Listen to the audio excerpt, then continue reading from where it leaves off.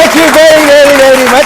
You know, have you been to a place, you know, typical Ghanaian MC, and they come along and they say, our next speaker does not need an introduction. He was born in 1963. He went to primary school. After they say he needs introduction, they spend 1 hour introducing the person. Really needs no introduction. So put your hands together. Show some love for Nana. Anamoah.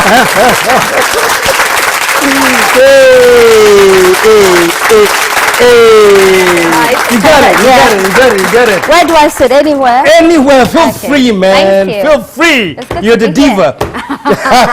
It's good to be here. I'm glad you're here. We're going to pause for a small commercial break. When we come back, let it all hang. Wait. Let it all hang. Stick around, folks. Nana by the house. We'll be right back. If you reach for that remote, I will bite you. The KSM show will be right back.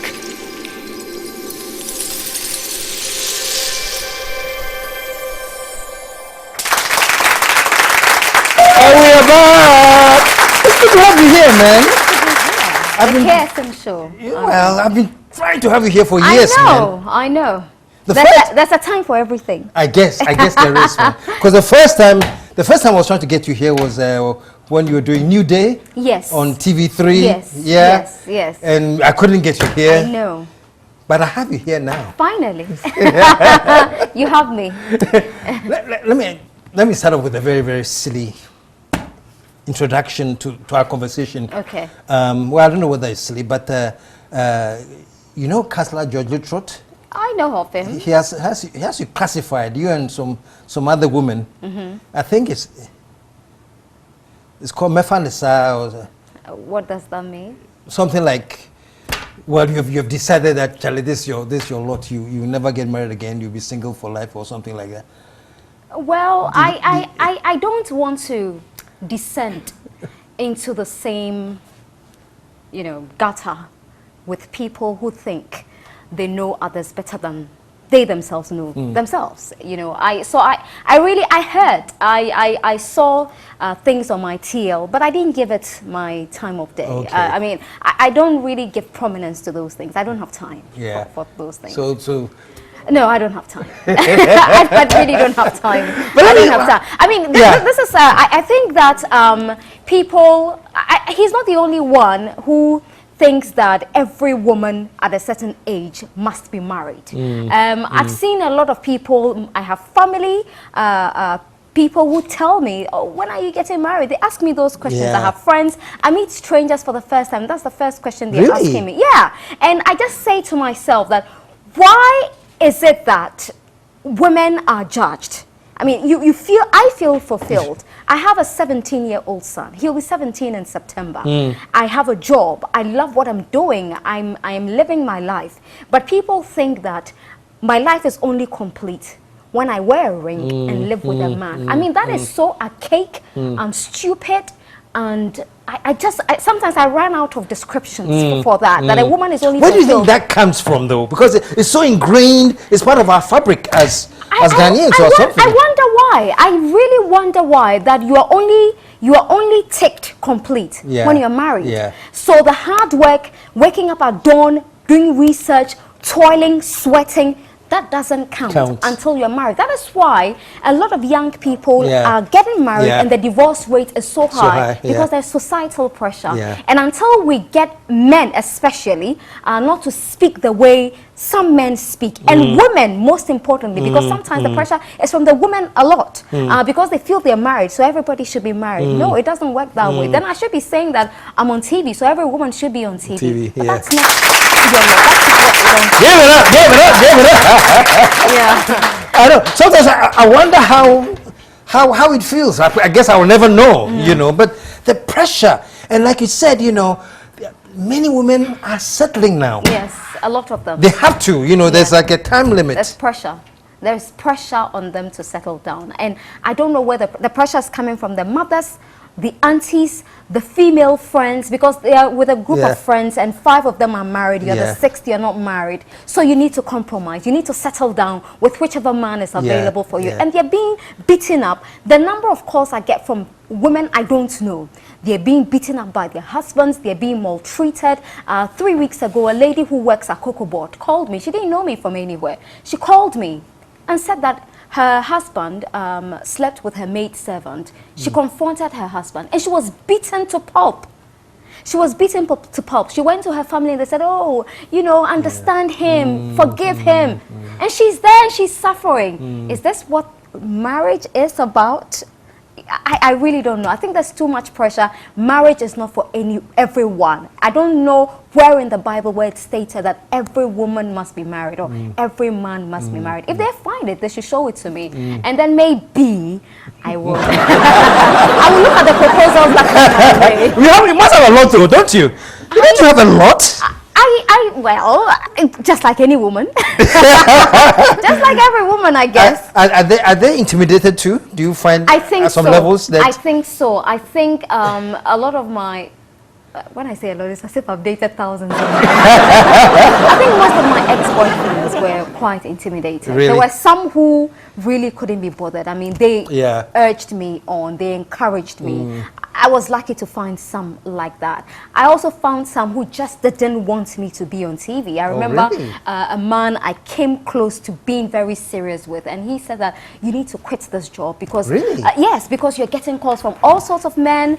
We're going out and everybody's looking at you. He just couldn't stand it, and he also couldn't stand the fact that I was handling a political program and I had to be firm, I had to be assertive and keep men in check. He just didn't like that part. He thought I was a control freak. You're a control freak? I am not actually. I am not. I mean, I cry easily. I cry easily. I mean, on TV, I'm a completely different person. Yeah, that's your personal on TV. Yes, strong. Yeah, very strong. Yeah. But I'm very emotional as well.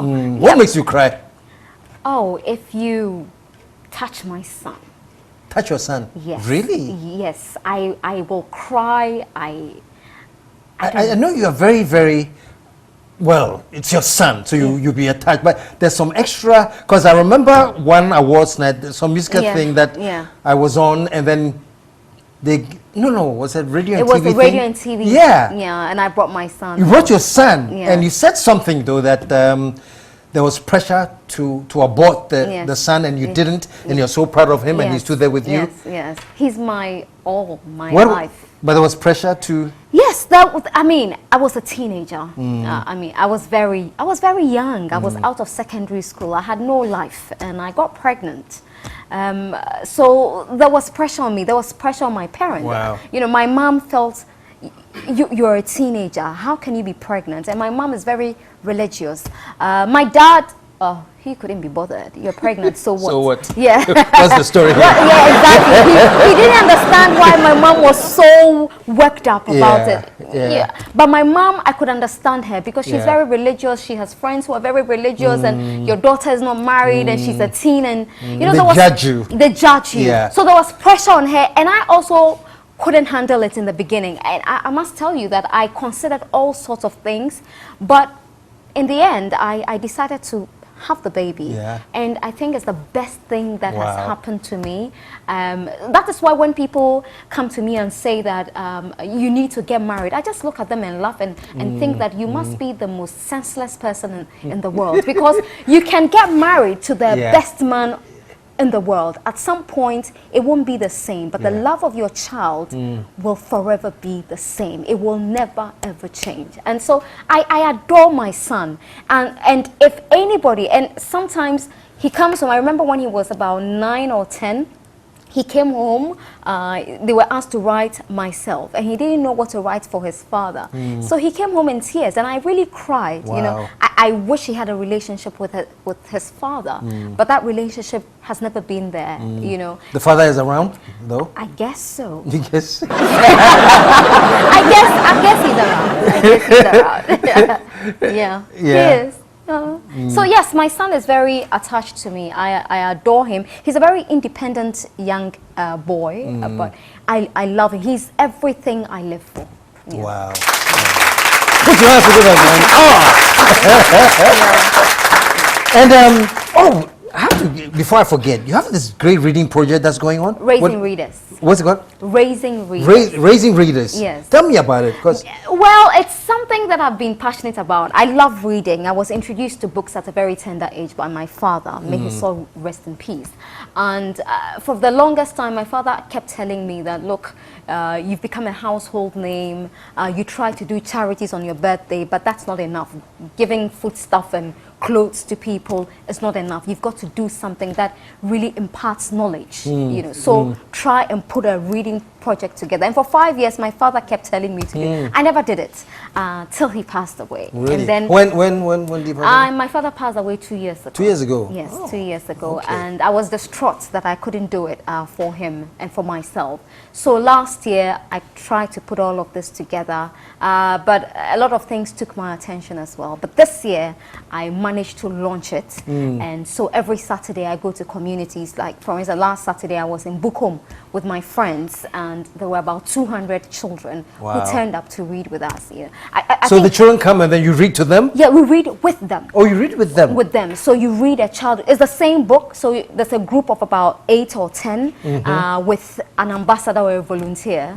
So they read together one storybook. So you read a paragraph, a child reads another paragraph. In the end, you discuss the book, you discuss the characters, what the children are taking away, the new words they came across, the meaning, how they can use it. And they're enjoying this? They are enjoying it. I mean, I've been so impressed because when I started, people said, oh, for the communities you are targeting, you probably won't get the best out of them. But that was the challenge for me, that if everyone thinks that these communities are a write-off, that is where I want to go. So I'm targeting... So which communities are you targeting?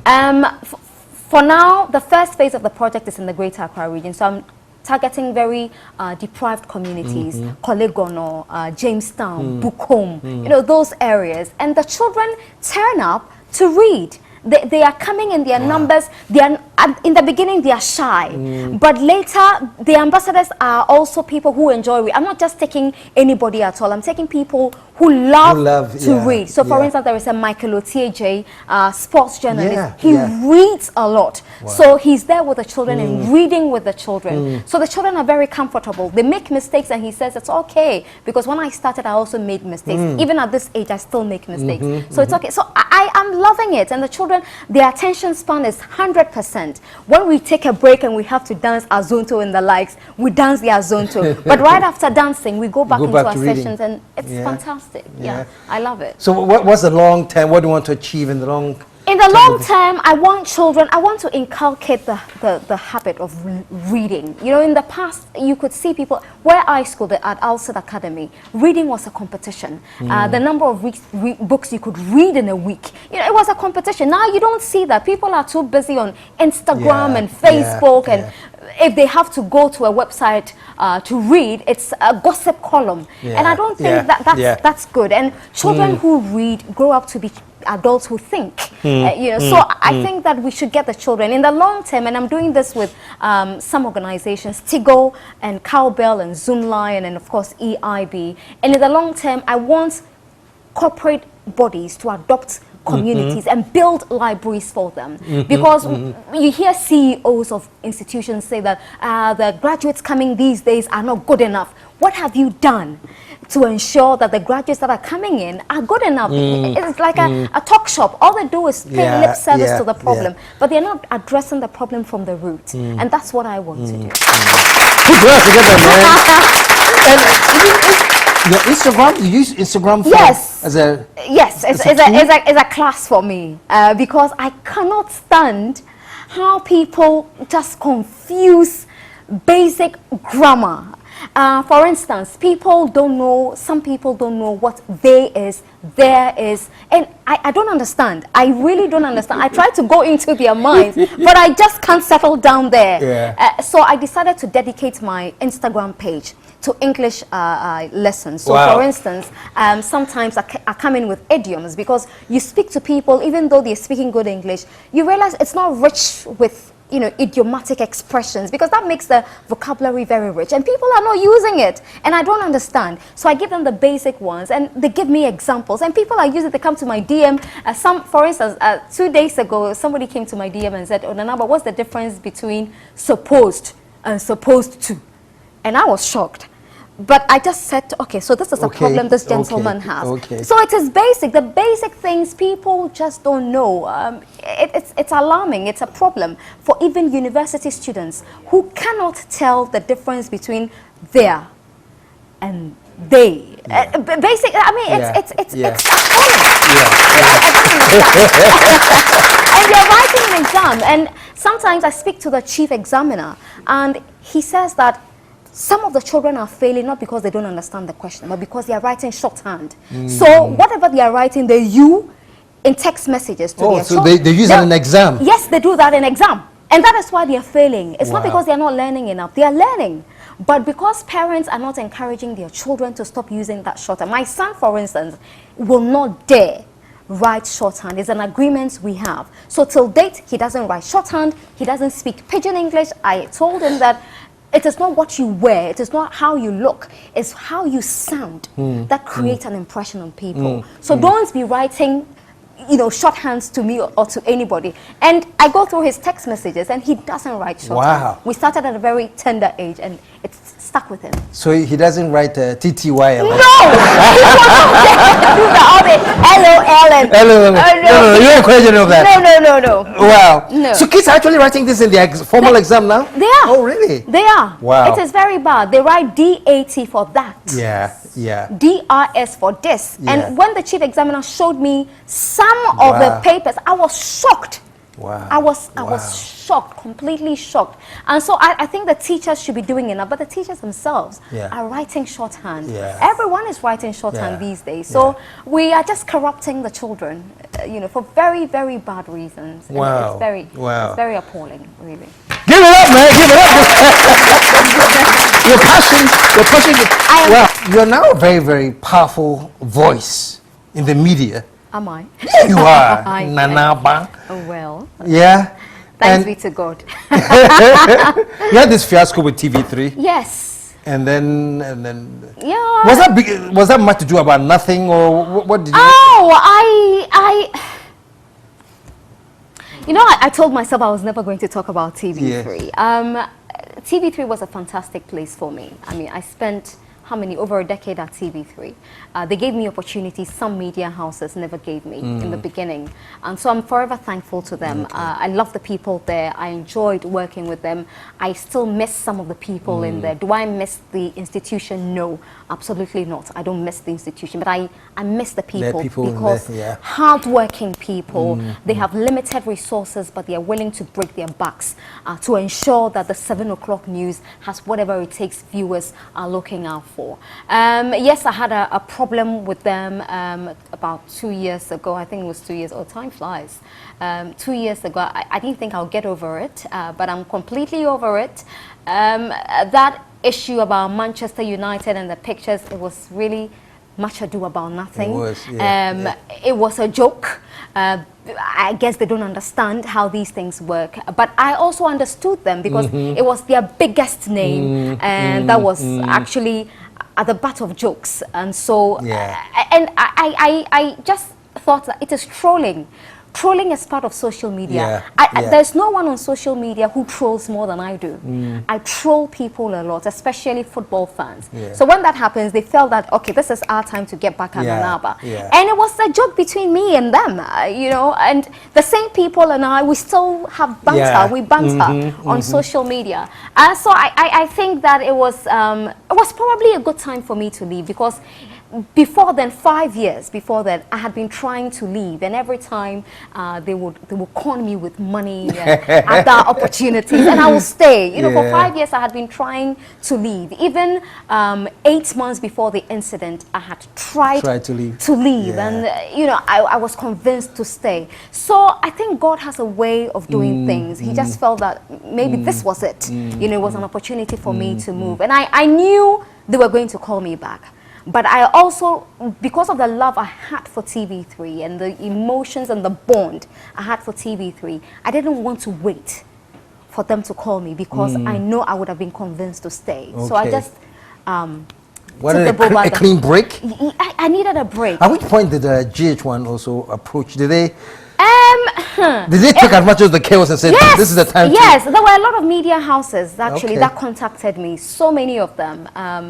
And they were all very good opportunities. The money was good, everything was good. And I just said to myself, I'm the type that likes challenges. I don't want an already baked bread. I want one that is either half baked or not baked at all, Then you can, so that I can feel that I was part of it. You know, so there were opportunities. Multimedia approached me. I could have gone to multimedia, but I saw EIB as what I wanted. They were not associated with news. GH1 had never done news. They were known for just entertainment. Yeah. And elections were just around the corner. So I just said to myself, would you want to be part of the crowd or be part of the nobodies and turn things around? And so I weighed options, and of course the money there was better. that helps. Yes, that helps. It pays the bills.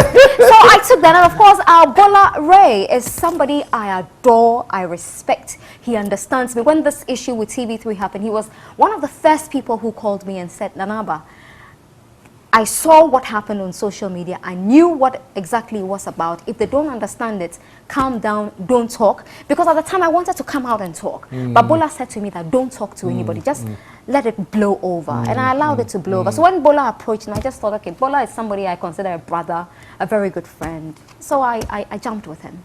All right. Give it up for Bola. Bola the pusher. Great guy he is. Yeah. Great guy. Yeah. But you're doing very, very well. Thank you know, you. Doing very, very well because you went through that rather storm. Yes. You know, Yeah. quite uncalled for, but you kept steady. I'm and a fighter. Yeah, you're a fighter. Yes, and I still also wanted people to know that sometimes you could be caught up in a storm. Yeah. But you need to paddle the boat. Harder, yeah. Paddle harder. Yeah. You will get out of that storm, and when you Fantastic. do, a lot more people will admire you. Fantastic. Yeah. Fantastic. Very last question. So is there? I know you don't know, but is there a fellow? A fellow. Is there a fellow? A man in the system? Oh. Is there a man? Of course. Somebody. Oh yeah. Yeah, there is somebody. Yeah. Okay. He's very private. It's very private, yeah. Yes. Oh. He wouldn't want to be discussed. Trust me. If I discuss him, he'll break up with me. Really? Yes. Okay, we won't discuss him. I wouldn't want to be the cause of that. Yeah. But one day I want to have you and him here. One day, you never know.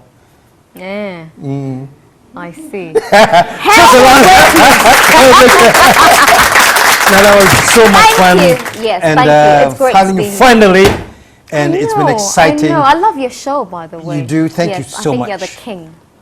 Thank you. Did you hear her? You are the king. Not that I think. You are the king. Thank you so much. Yeah. And it's a pleasure having you. Pleasure and, having you're doing you. so well. Thank Keep you. it up. Thank you very much. Thank I you. want to say you're a man, but I guess I can't. You're a woman? Oh, let's just say I'm the person. You're the person, man. You're the person. You're the person. You're the person. You're the person. Thank you so much. See you around, folks. We'll be right back. If you're having as much fun as I am, stay tuned. If you're not, you need deliverance. We'll be right back.